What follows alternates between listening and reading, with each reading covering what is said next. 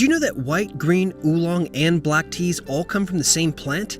It's pretty amazing considering how vastly different they are in flavor and color, but what really sets these styles of tea apart is the chemistry that happens in the tea leaves during production.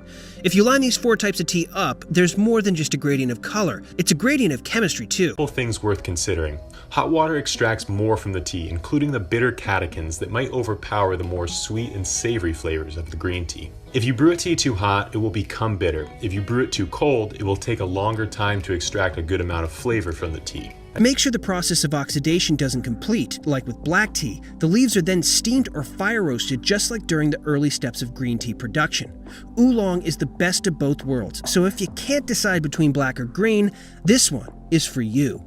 Tea has found a place in the heart of every culture around the world. In the States, we're mostly black iced tea drinkers, but if you haven't tried these other types, make sure you do so. Different factors in the production process to create a wide array of different flavors. To see how broad of a category oolong is, very different teas. One is a green oolong from Taiwan, and the other is a darker oolong from China. The green oolong is less oxidized and takes on some of these more floral and creamy notes like lilac and coconut milk. The darker oolong is not only more oxidized, it is also charcoal baked, giving it more robust notes of coffee and wet wood. Oolong teas can also take on different shapes depending on how they are rolled. The darker oolong is rolled into a strip. This is pu'er tea. It may look a little different from the tea you're used to brewing because it usually doesn't come in loose leaf format. Pu'er is most commonly identified by looking like this, compressed into discs or bricks, this kind of cake shape.